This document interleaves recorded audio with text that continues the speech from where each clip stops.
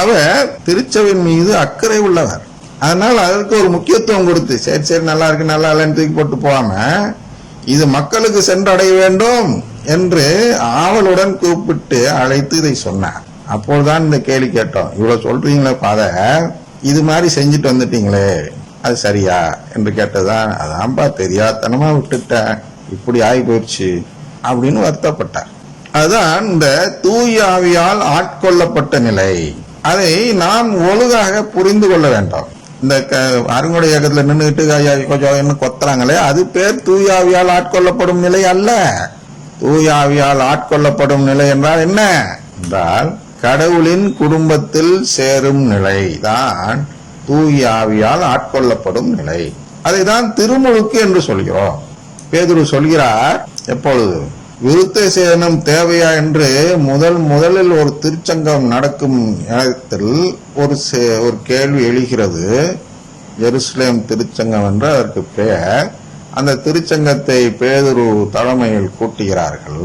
அப்பொழுது அதான் சின்னப்பர் பவுல் என்று அழைக்கக்கூடிய அந்த தூதருக்கும் பேதுருக்கும் சில பிரச்சனைகள் வருகின்றது.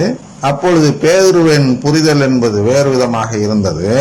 அவர் என்ன சொல்கிறார் என்றால், யூதர்களுக்கு தான் மீட்பு, எனவே யாரெல்லாம் கிறிஸ்தவர்களாக மாற வேண்டுமோ அவர்களெல்லாம் விருத்த சேதனம் செய்ய வேண்டும் என்று அவர் சொல்கிறார். சின்னப்பர் பவுல் என்ன சொல்கிறார் என்றால், இல்ல இது புறவனத்தாருக்கும் அறிவிக்கப்பட வேண்டிய நிகழ்ச்சி, அதனால் விருத்த சேதனம் எல்லாம் தேவையில்லை என்று ஒரு வாதம் நடக்கிறது அல்லது ஒரு ஆராய்ச்சி நடக்கிறது. அந்த ஆராய்ச்சியின் முடிவில் பேதுரு எழுந்து பேசுகிறார்.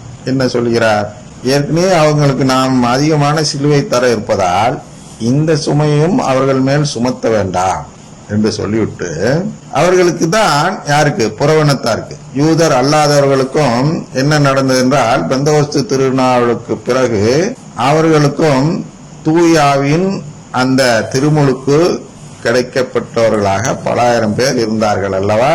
அதில் பல ஆயிரம் புறவினத்தாரும் இருந்தார்கள். அதனால் அவர்களுக்கு தூயாவியின் அந்த அபிஷேகம் கிடைத்தது என்பதற்கு அடையாளம் அவர்களிடம் இருந்தது. அதனால் அவர் எழுந்து சொல்கிறார், இனி உடலின் விருத்த சேதனம் தேவையில்லை, ஏனென்றால் இதயத்தின் விருத்த சேதனம் தான் நமக்கு வேண்டும். அவர்கள் ஏற்கனவே தூயாவினால் ஆட்கொள்ளப்பட்ட நிலைக்கு சென்று விட்டதால் நாம் இந்த தோல் வெட்டி கடவுளுக்கு முன் தோலை வெட்டி கடவுளுக்கு ஒப்பு கொடுக்கும் செயலை கான்செக்ரேட்டட் டு தி படிச்சோம் இல்லையா, அர்ப்பணிக்கப்பட்டவர்கள் செய்யக்கூடிய அந்த செயலை நாம் செய்ய தேவையில்லை. அதனால் என்ன தேவை, தூயாவியால் ஆட்கொள்ளப்படும் நிலைதான் தேவை. அது எப்பொழுது நடக்கிறது, இதயத்தின் விருத்த சேதனம் நடக்கும் பொழுது அந்த தூயாவியால் ஒருவர் ஆட்கொள்ளப்படுகிறார். அதுதான் நாம நல்லா புரிஞ்சுக்கணும். தூயாவியால் ஆட்கொள்ளப்படும் போது விருத்த சேதனமா அல்ல விருத்த சேதனத்தின் போது ஆட்கொள்ளப்படுகிறோமா? தூயாவின் ஆராய்ச்சி செய்தவர்களுக்கு அது புரியும். என்ன புரியும் என்றால், நாம் நம்மை அர்ப்பணிக்கும் பொழுதுதான், நம்மை கடவுளுக்கு என்று அர்ப்பணிக்கும் பொழுதுதான் தூயாவி நம் மீது இறங்குவார். நாம் அர்ப்பணிக்கப்படாத நிலையில் இருக்கும் பொழுது தூயாவி நம் மீது இறங்க மாட்டார். அதாவது ஆட்கொள்ளப்படுவதில்லை. இறங்கலாம், எல்லாருமே இறங்கலாம் தூயாவி. ஆனால் தூயாவி அந்த திருமுழுக்கின் அடையாளமாக ஒருவர் மீது இறங்குவதில்லை. அது ஒரு அபிஷேகமாக பார்க்கப்படுவதில்லை. அது அந்த அர்ப்பணம் இல்லாத நிலையில் இறங்கக்கூடிய ஒரு ஆவி அபிஷேகம் செய்கிறார் தூயாவியானவர் என்று நாம் பார்க்க கூடாது. எனவே இங்க என்ன நடக்கிறது என்றால் அர்ப்பணம் நடக்கிறது. அதை தான் இங்கே சொல்கிறார். என்ன சொல்கிறார் என்றால், தாய் வயிற்றில் இருக்கும் போதே தூயாவியால் முற்றிலும் ஆட்கொள்ளப்படுவார். எதுக்கு இதை சொல்லுகிறேன், இவ்வளவு விளக்கம் இவ்வளவு பிரச்சனையா பண்ணிட்டுனா, இதான் முழுக்கு ஞானஸ்தானத்துக்கு உள்ள நெத்தியடி இல்லாட்டி மரண அடி. முழுக்கு ஞானஸ்தானம் சொல்லிட்டு நம்முடைய சபைகளில் உள்ள மக்களை அழைத்து, ஐயா நீ குழந்தையா இருக்கும்போது உனக்கு ஒண்ணுமே தெரியாது, உன்னை போய் இது மாதிரி ஞானஸ்தானம் கொடுத்தாங்களே, அதெல்லாம் ஞானஸ்தானம் இல்லை என்ன செய்ய வேண்டும்? நீ முழுக்கு ஞானஸ்நானம் பெற வேண்டும். எப்ப? 18 வயசு ஆன பிறகு நீனே முடிவெடுத்து உன்னுடைய முடிவின் காரணமாக நீ திருமுழுக்கு பெற்றால்தான் அது உண்மையிலேயே உன்னை நீ அர்ப்பணித்ததாக பொருள்படும். எனவே நீ சின்ன குழந்தையில் பெற்ற திருமுழுக்கு என்பது செல்லாது, வா என்று அழைத்து, இங்க பல கத்தோலிக்கர்களை அழைத்து சென்று அங்கே பெந்தோஸ்தாக மாட்டி அங்க கொடுத்ததுக்கு அப்புறம் என்ன பண்ணுவான்? அங்க ஒரு மணி நேரம் கேட்பான் அந்த ஜபத்தை. அவங்க என்ன சொல்லுவாங்க? 1 மணி நேரமா? அந்த கத்தோலிக்க திருச்சபையில இருந்தீங்கன்னா நிச்சயமா நரகத்துக்கு போயிருவீங்க. ஏன்னா அங்க உருவழிப்பாடு செய்கிறார்கள், 1008 வசனத்தை எடுத்து காட்டுவான். உடனே இவன் அப்படியே மயங்கி பயந்து போய் அங்கே தங்கி விடுவான். சும்மா வா ஞானஸ்தானம் பெற்று திருப்பி வந்துடலாம் அப்படின்னு தான் அவர்கள் அழைப்பார்கள். ஆனால் அழைத்து செல்லும் ஒருவர் கூட திரும்பியதில்லை இதுவரை. சரியா? இது எப்படி இது மரணடியாகும் என்றால், திருமுழுக்கை முழுமையாக புரிந்து கொண்டவர்கள் என்ன தெரிந்து கொள்ள வேண்டும் என்றால், யோவானுக்கு எப்பொழுது திருமுழுக்கு கிடைத்தது? திருமுழுக்கு யோவானுக்கு எப்பொழுது திருமுழுக்கு கிடைத்தது? 18 வயதுக்கு பிறகா இயேசு கொடுத்தாரா? அவருக்கு எங்கிருந்து அதிகாரம் வந்தது? கேட்டார்கள் அல்லவா 2-3 நாட்களுக்கு முன்பாக. உங்களுக்கு எங்கிருந்து அதிகாரம் வந்தது இதெல்லாம் சொல்ல அப்படின்னு சொல்லி இயேசுடன் கேட்கும்போது, இயேசு அவர்களிடம் மறுமொழியாக கேட்கிறார். அதாவது ரிட்டார்ட்னு படிச்சோம், அதாவது எதிர்த்து கேட்கிறார். என்ன கேட்கிறார்? நீ முதல்ல பதில் சொல்லு, திருமுழுக்கு யோவானுக்கு எங்கிருந்து அதிகாரம் வந்தது என்று கேட்கிறார். அவர்கள் ஒன்றும் சொல்லாமல் போயிறார்கள் அல்லவா? அதுபோல இங்கே என்ன நடக்கிறது என்றால், திருமுழுக்கு யோவானுக்கு அதிகாரம் எப்பொழுது கிடைக்கிறது என்றுதான் இங்கே சொல்லப்படுகிறது. திருமுழுக்கு யோவான் திருமுழுக்கு கொடுக்கும் அதிகாரம் எப்பொழுது அவருக்கு கிடைக்கிறது என்றால், இந்த தூயாவியால் ஆட்கொள்ளப்படும் பொழுதுதான் கிடைக்கிறது. அந்த தூயாவியால் எப்பொழுது ஆட்கொள்ளப்படுகிறார்? அருள் நிறைந்த மரியே வாழ்க, ஆண்டவர் உடனே, பெண்களுக்குள் ஆசீர்வதிக்கப்பட்டவர் நீரே. அது எலிசபெத் அம்மாள் சொல்வதாக பார்க்கிறோம். எங்க?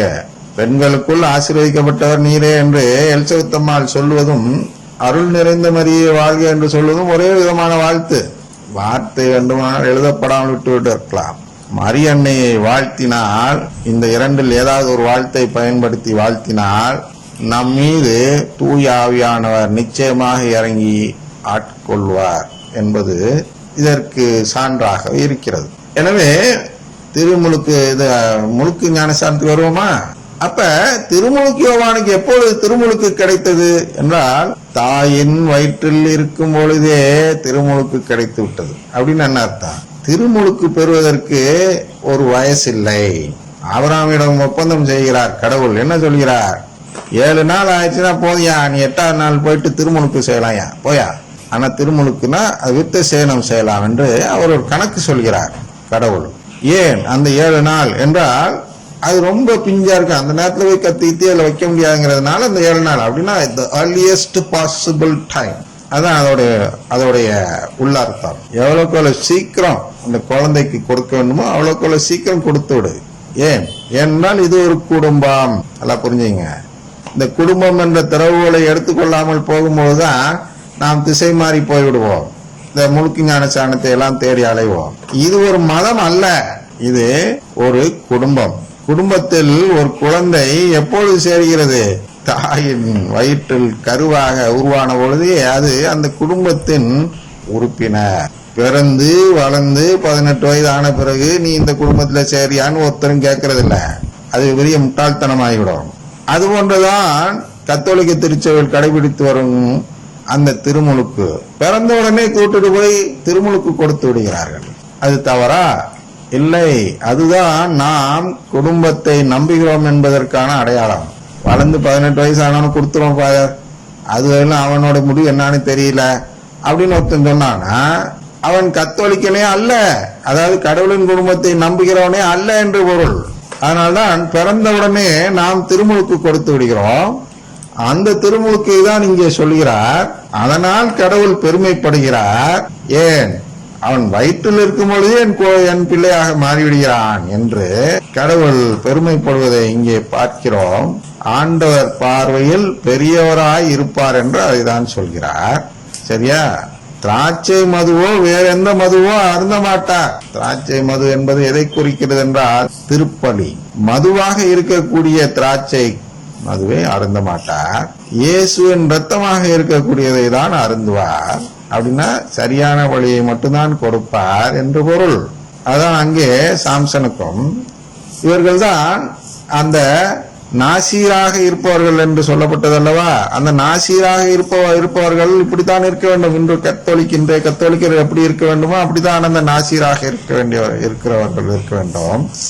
நாம் கடவுளுக்கு அர்ப்பணமானவராக மாற்றிக்கொள்ள வேண்டும். நமக்கு வேற எதுவும் முக்கியமானது இல்லை என்று ஒரு முடிவில் இருக்க வேண்டும். அர்ப்பணமாவது என்றால் அதான், கடவுள் பணிதான் எனக்கு முதன்மையானது, மற்ற பணிகள் எனக்கு முதன்மையானதே அல்ல. அதெல்லாம் எவ்வளவு பெரிய கோடி கோடியா பணம் வந்தாலும் நான் அதற்கு முக்கியத்துவம் தரமாட்டேன், கடவுள் பணிக்கு மட்டுமே முக்கியத்துவம் தருவேன் என்று சொல்லும் பொழுது நாம் அவருக்கு அர்ப்பணமான வாழ்வை வாழ்ந்து காட்டுகிறோம் என்று பொருள்படும். அதனால்தான் தாய் வயிற்றில் இருக்கும் போதே தூய ஆவியால் முற்றிலும் ஆட்கொள்ளப்படுவார். அவர் இஸ்ரேல் மக்களுள் பலரை, ஏன் அவர் பெரியவராக பார்க்கிறார் பாருங்க, இஸ்ரேல் மக்களுள் பலரை தம் கடவுளாகிய ஆண்டவரிடம் திரும்பி வரச் செய்வார். கடவுளிடம் திரும்பி வருதல், இதை தியானிக்க வேண்டும். சொன்னோம் அல்லவா, என்ன எங்க மனிதன் போனான், எப்பொழுது அவன் திரும்பி வருகிறான்? போனாதானே நான் திரும்ப, நான் தான் கடவுள் முன்னிலையிலேயே 24 மணி நேரம் ஏதாவது ஜெபம் சொல்லிட்டே இருக்கிறேனே. ஜெபம் சொல்லாதவங்க யாராவது இருக்கிறார்களா? எந்த மதத்தில யாராவது இருக்கிறார்களா? எல்லோருமே கடவுள் முன்னிலையில் தான் ஜெபம் சொல்லி கொண்டே இருக்கிறார்கள். காலையில எந்திரிச்சதும் கடகடன் மணி அடிச்சு சொல்றவங்க இருக்கிறாங்க, கீழே வணங்கி சொல்றவங்க இருக்கிறாங்க, தொழுது. அடுத்தது என்ன சொல்ல, நற்கருணையை புசித்து சொல்கிறவர்கள் இருக்கிறார்கள், துதி ஜெபம் சொல்லி சொல்கிறவர்கள் இருக்கிறார்கள். அப்ப கடவுளிடம் இருந்து எப்ப போனா அவனை கூப்பிடுறதுக்கு, அதுதான் நாம் எங்க பார்க்கிறோம் என்றால், கடவுளிடம் இருந்து போவது என்பது ஆதாம் ஏவாளின் செயலை சொல்கிறோம்.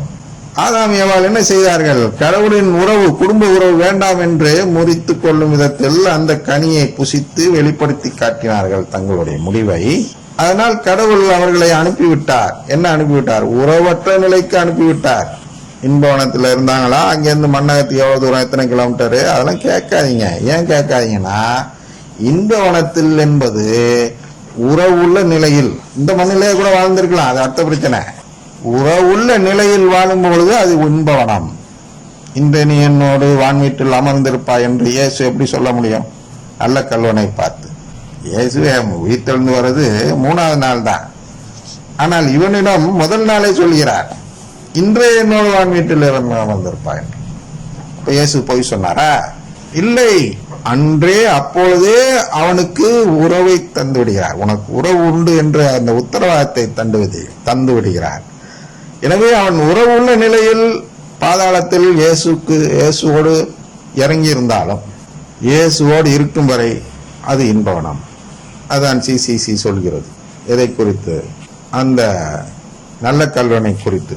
சிசிசி, என்ஜேபிசி இல்லையா, இதெல்லாம் என்ன சொல்கிறது என்றால், இயேசுவோடு இருக்கும் நிலைதான் இன்பவன நிலை. எனவே உறவற்ற நிலைக்கு செல்வதுதான் அங்கிருந்து வெளியே அனுப்பிவிட்டார் என்ற நிலை. இடையில் ஒரு நெருப்பை வைக்கிறார் தூய ஆவியானவர். அந்த நெருப்பை கடந்துதான் உறவுப்பற்ற நிலையை அடைய முடியும் என்பதன் அடையாளம் தான் அந்த கெருவுகள் நெருப்புடன் நிற்பது வாசலில்.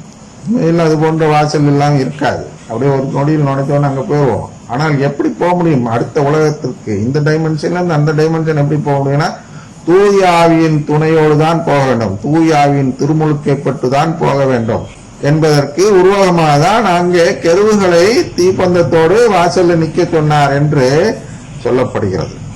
எனவே அது திருமுழுக்கின் ஒரு உருவகம். அதனால் இந்த செயலை செய்ய, எந்த செயலை, அவர்கள் நெருப்பைக்கு அருந்தண்ட போயிட்டாங்க, அங்க மீண்டும் நெருப்புக்கு இந்தண்ட அழைச்சிட்டு வரணும். அதான் இங்க சொல்றாரு. இவங்க எல்லாம் என்னமோ பாவத்துல இருந்து இங்க இருந்து பொன்னிய நிலைக்கு, அதெல்லாம் கிடையாதுங்க. பாவம் தான், எல்லாரும் பாவிகள் தான். அது வரும்போது மனம் அருந்தி மன வருத்தப்பட்டு மனம் திருந்து அவருடைய உறவை தேடி வருகிறோம். அதுதான் இங்க இஸ்ரேல் மக்களுள் பலரை